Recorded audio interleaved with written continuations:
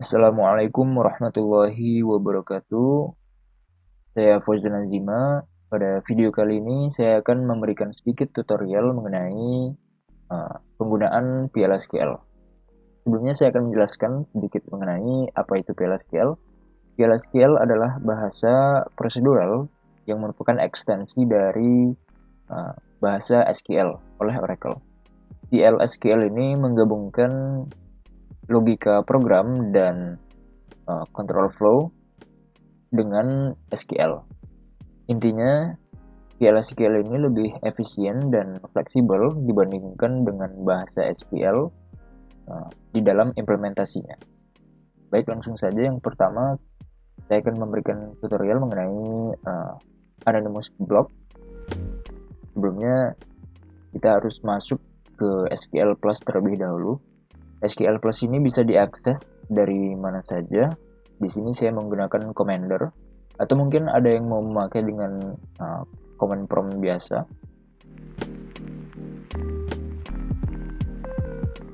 Kita masuk ke SQL Plus, atau mungkin menggunakan terminal dari VS Code bisa juga. Namun untuk video ini saya menggunakan Commander.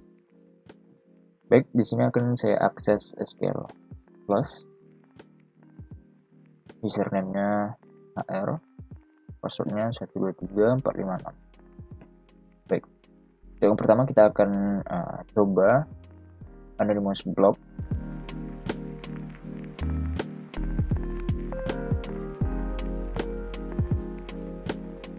Lalu kita tambahkan slash untuk mengeksekusi. Baik, ini sebenarnya sudah tereksekusi, hanya saja kita harus mengaktifkan output servernya untuk menampilkan hasil dari code DBMS output line. Caranya itu kita buat set server output on. Lalu kita coba lagi.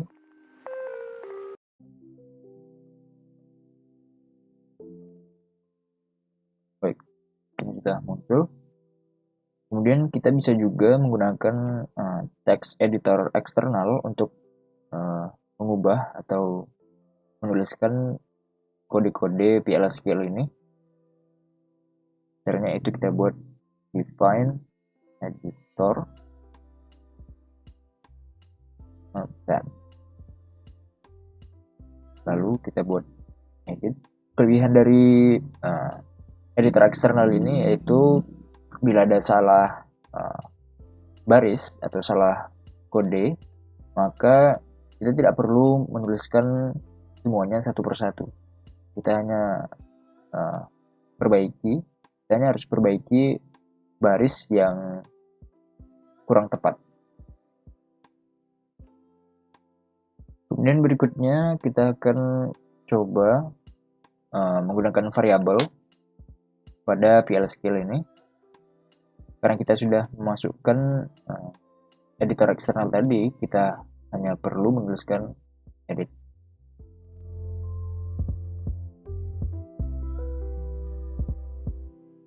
Untuk mengisi nilai variabel, di sini kita menggunakan titik 2 sama dengan.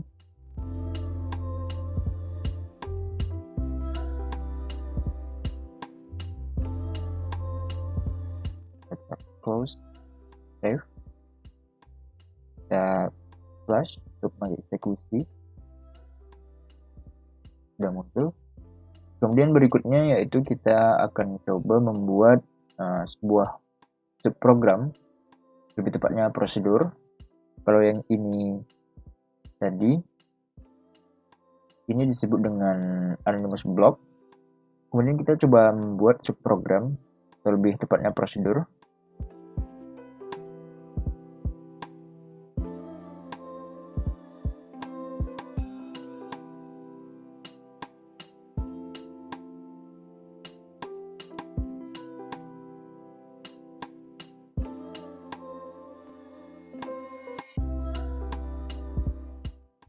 Pause, run, execute. Baik, ini prosedurnya sudah kita buat. Lalu berikutnya kita hanya perlu mengeksekusi prosedur yang sudah kita buat ini. Execute test. Baik, ini sudah muncul outputnya. Kemudian berikutnya kita akan coba membuat variabel dengan parameter.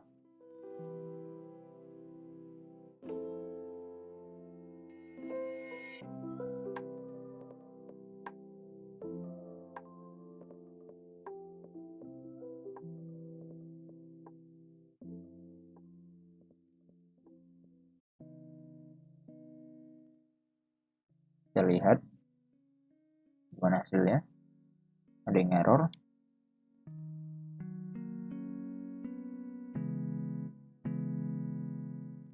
Kita hanya perlu ubah sedikit default save.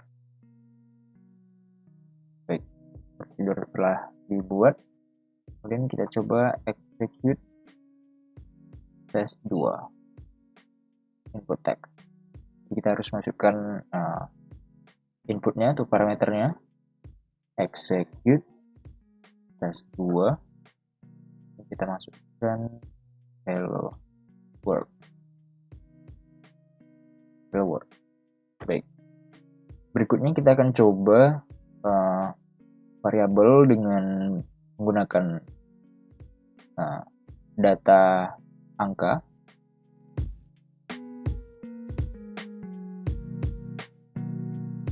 Maksudnya x, variabel x itu kita inputkan tipe datanya number. Kemudian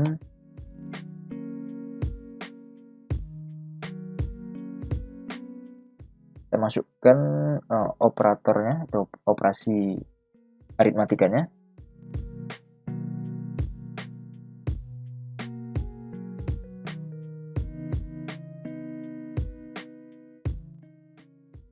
Kita close di sini. Save. Prosedur telah dibuat, kemudian kita coba execute test 3. Untuk x-nya kita masukkan 12, y-nya 14. Kita coba. Ada sedikit keliru. Kita buat test 3 8. Baik, lalu di parameter ini kita bisa juga memasukkan outputnya.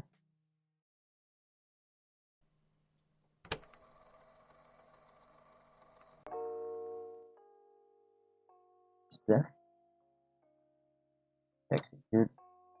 Lalu di sini kita buat blok lagi.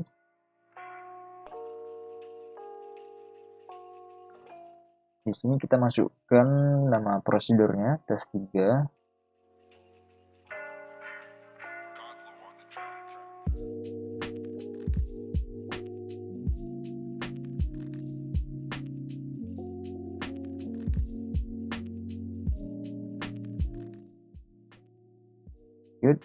Hasil 192.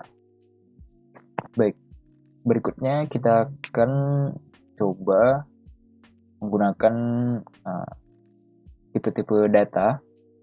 Tipe data pada PL/SQL ini kurang lebih sama dengan yang ada pada SQL. Ini kita akan saya keluar dari SQL Plus terlebih dahulu, lalu clear SQL Plus. Saya login kembali. Kemudian di sini kita cek tabel-tabel yang tersedia pada skema HR ini.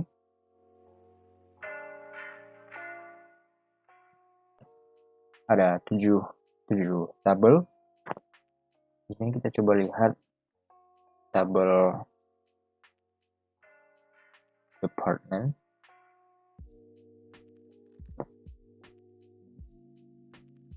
Di sini saya akan membuat copy dari tabel department ini.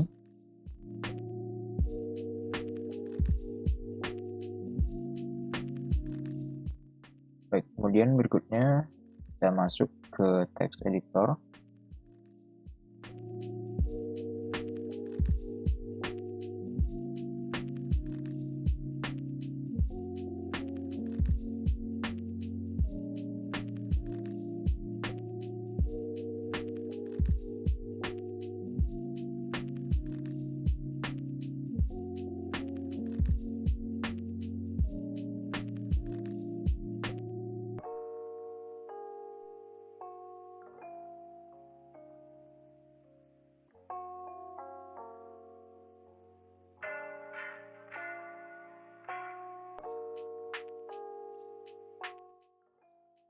Kita coba lihat apa hasilnya, bagaimana hasilnya. Baik, di sini ada sedikit kesalahan. Kita edit kembali.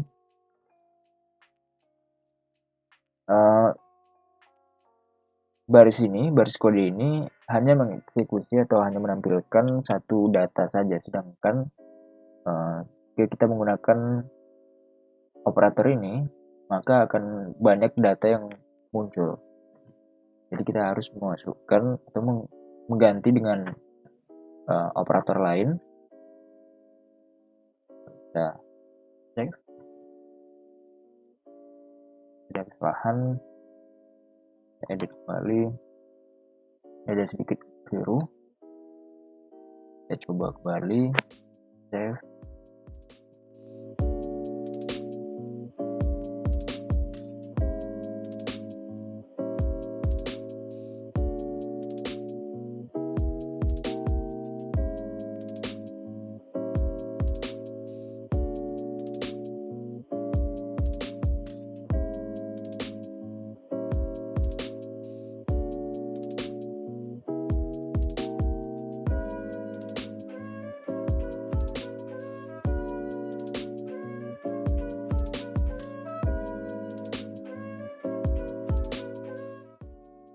Kita coba finance department ID 100. Baik, berikutnya kita coba menggunakan tipe data yang berlainan atau yang berbeda. Kita buat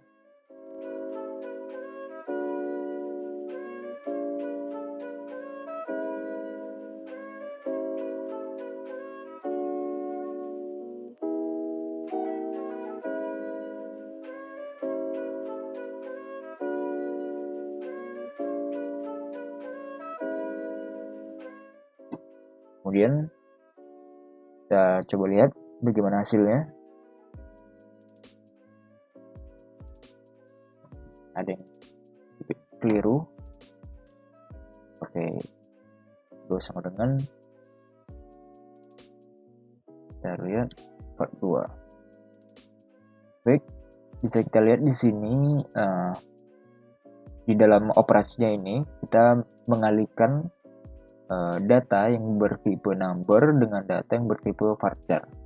Namun karena value dari dua variabel ini sama-sama angka, maka secara otomatis dikonversikan ke dalam number.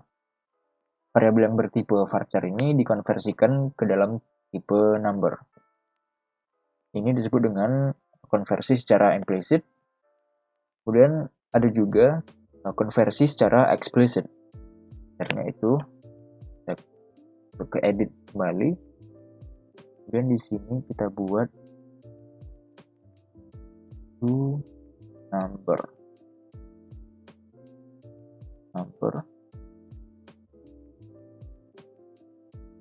Bila kita menggunakan to number ini, maka data dikonversi secara eksplisit. Kita lihat bagaimana hasilnya. Sama. Kemudian kita lanjutkan. Kita coba kita contohkan dengan tabel yang tersedia.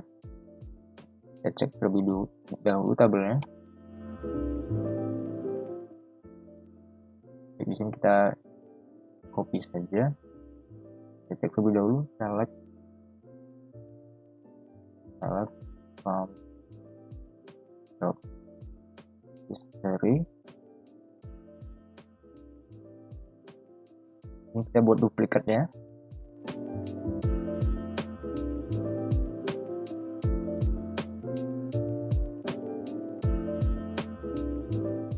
Baik, tabel sudah dibuat. Kemudian kita buat declare. Kita buat anonymous block lagi.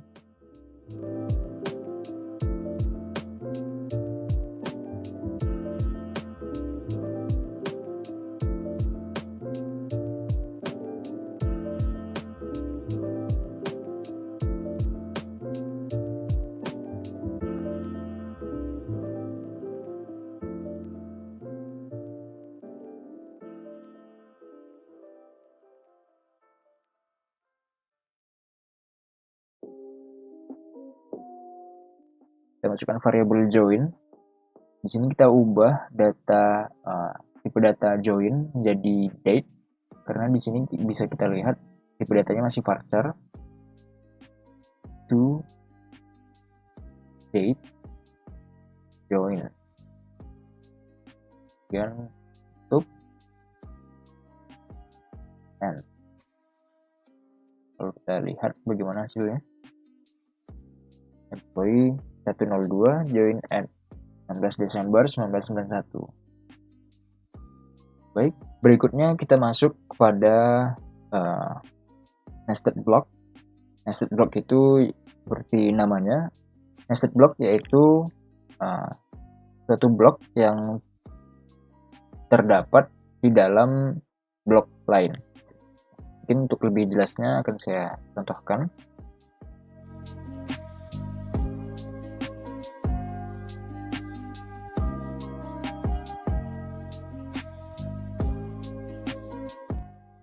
Lalu kita buat declare kembali.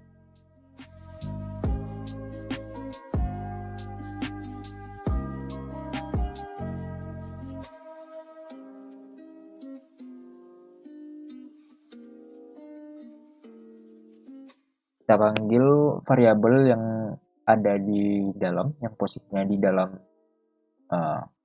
blok ini. Kita buat n. Kemudian di sini kita buat satu lagi untuk menampilkan variabel yang di atas ini.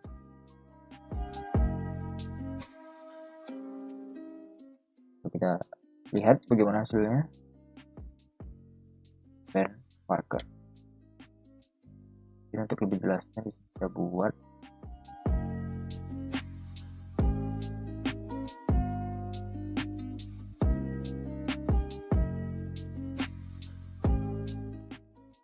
lihat first name Parker, first name Ben. Baik, di sini akan saya jelaskan sedikit mengenai struktur dari blok ini. Jadi sifat nested block itu data yang di luar blok, data yang berada pada outer block bisa dipanggil oleh inner block yang ini, tetapi data yang ada pada inner block yang ini tidak bisa dipanggil di outer block. Jadi bisa kita lihat di sini inner block, lalu outer blocknya yang ini dan yang ini. Lalu kita coba kita ubah struktur outputnya, karena bisa kita lihat di sini inner block memanggil inner block dan outer blocknya memanggil outer block juga. Kita coba di sini panggil first name, buat F name, lalu di sini last name, buat L name. Kita lihat bagaimana hasilnya. Baik, ada error. Mengapa error? Karena di sini kita coba memanggil data yang ada pada inner block di dalam outer block. Jadi kita lihat di sini datanya. Coba kita hapus. Lalu kita lihat bagaimana hasilnya. Save. First name Ben. Baik, berikutnya akan saya coba contohkan dengan number atau variabel angka.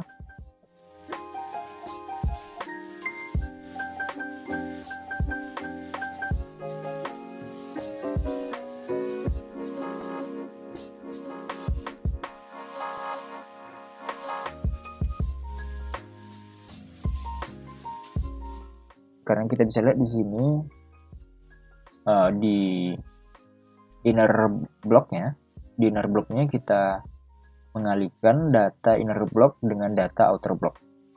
Kita lihat bagaimana hasilnya. Mungkin untuk nested block cukup sekian. Kita lanjutkan pada DML atau Data Manipulation Language. Kita sedikit mereview. Di sini saya coba select, baik, kemudian sebelumnya ini saya akan buat tabel terlebih dahulu, tabel yang berhubungan dengan tabel jobs ini. Membuat tabel mengenai asuransi, untuk lebih jelasnya just job.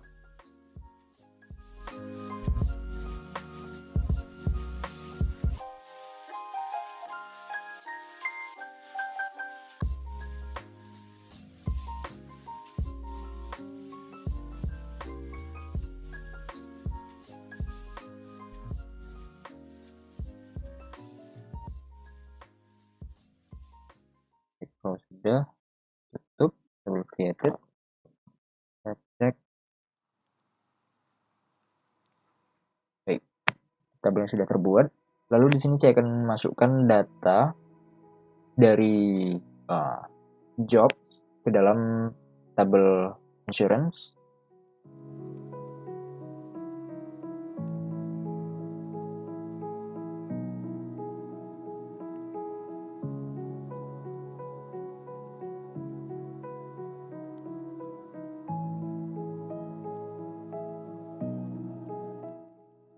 Kita cek row created, kita select from insurance. Baik, di sini sudah ada datanya. Ini kita coba menggabungkan datanya. Kita lanjutkan merge.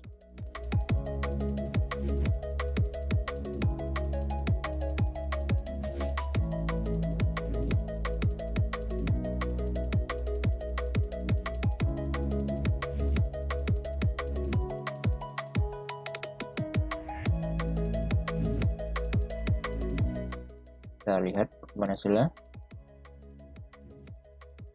Dan merge, kita coba cek, select all from insurance. Baik, ini sudah kita merge datanya. Berikutnya kita akan coba mengambil data. Oke, di sini kita buat di square.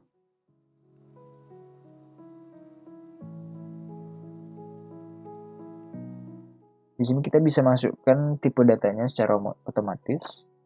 Masukkan type, kemudian buat variabel lagi.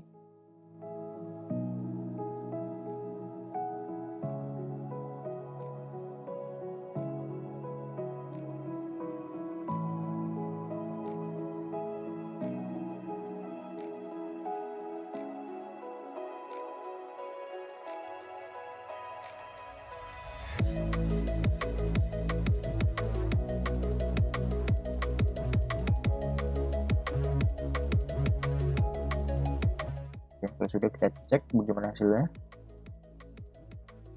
Baik, kemudian kita akan coba kode commit, rollback, commit, dan save point. Untuk lebih jelasnya mungkin akan saya contohkan terlebih dahulu. Ini kita coba rollback terlebih dahulu. Karena kita pilih. Oke, di sini kita pilih job, select from job where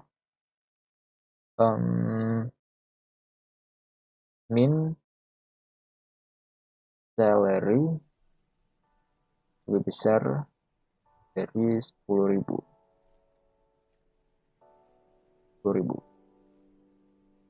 Ada 3 data. Di sini akan kita coba rollback terlebih dahulu. Dan misalkan update date. Kita pakai new jobs, select from new job, dan kita select from new job where in salary lebih besar bersama dengan 10.000. Baik, kita pakai tabel ini. Kemudian kita coba update new jobs set min salary sama dengan sebut min salary-nya 9.000, kita saja where max salary sama dengan 10.500.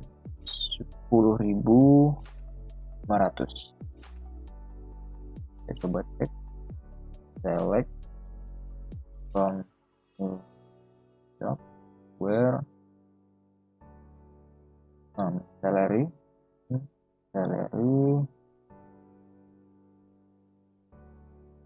Baik, di sini bisa kita lihat data yang 10.500 max salary-nya sudah tidak ada pada klausa ini. Sudah tidak masuk kriteria min salary 10.000 karena datanya sudah kita ubah. Kemudian kita coba lakukan rollback complete. Lalu berikutnya kita coba tampilkan kembali. Mungkin di sini bisa kita simpulkan fungsi dari rollback ini adalah mengembalikan nilai atau value dari suatu data ke titik di mana sebelum data tersebut diubah. Jadi di sini kita bisa lihat data awalnya 10.000, kemudian kita ubah menjadi 9.000. Karena datanya sudah menjadi min salary sudah menjadi 9.000, maka ketika kita panggil data yang min salary-nya 10.000, tidak muncul data yang ini. Kemudian kita rollback dan datanya kembali seperti semula. Berikutnya ada commit. Untuk commit, yaitu kita coba terlebih dahulu. Kurang lebih sama. Update new jobs that min salary. Kemudian kita ubah min salary-nya menjadi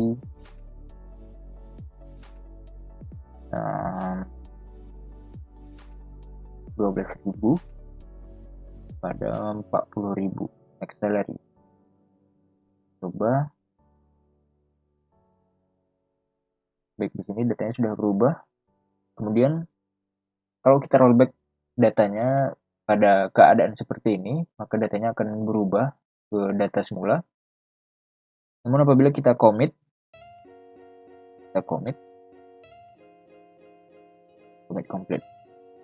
atau kita buat show auto, kita cek terlebih dahulu apakah auto commit-nya aktif atau tidak, atau commit off. Kemudian kita commit complete. Kita bisa lihat di sini datanya sudah berubah dari 20.080 menjadi 12.000. Seharusnya kalau kita rollback, maka datanya akan kembali menjadi 20.000. Namun kalau kita rollback pada keadaan seperti ini, kita cek, datanya tidak berubah. Ini karena kita sudah melakukan commit pada data tersebut. Jadi bisa kita simpulkan di sini bahwa commit yaitu digunakan untuk merubah data menjadi permanen. Atau mungkin bisa kita simpulkan juga dengan commit ini mengubah nilai awal dari suatu data. Sehingga bila kita menggunakan rollback, data tersebut tidak berubah kembali ke data awalnya. Kurang lebih seperti itu. Kemudian ada juga save point. Save point kita pakai text editor. Di sini kita buat update new jobs.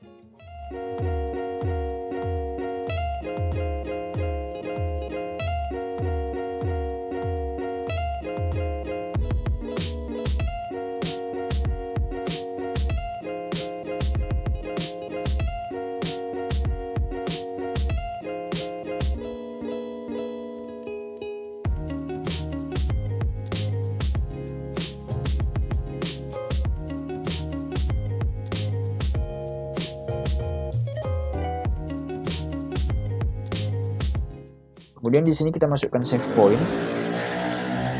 Kita namakan save pointnya yang pertama SP1, dan save point 2 SP2,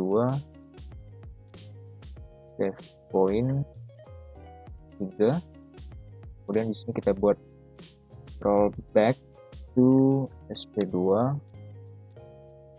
commit, end. Mungkin di sini saya akan eksekusi terlebih dahulu, lalu akan saya jelaskan kemudian. Kita cek, complete, kemudian kita select where. Kita bandingkan di sini nilainya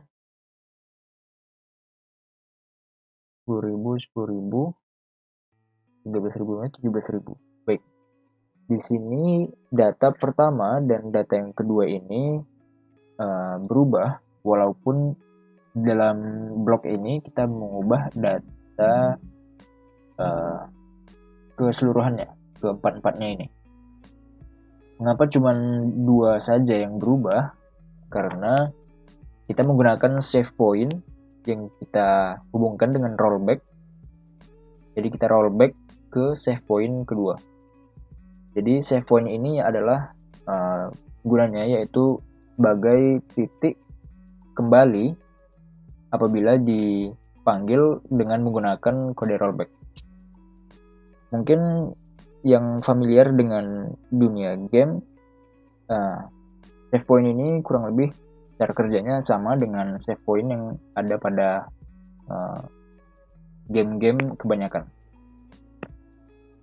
Baik, mungkin cukup sekian tutorial dari saya. Apabila ada salah kata atau mungkin penjelasan yang kurang dapat dipahami, saya mohon maaf. Terima kasih atas perhatiannya. Semoga bermanfaat. Assalamualaikum warahmatullahi wabarakatuh.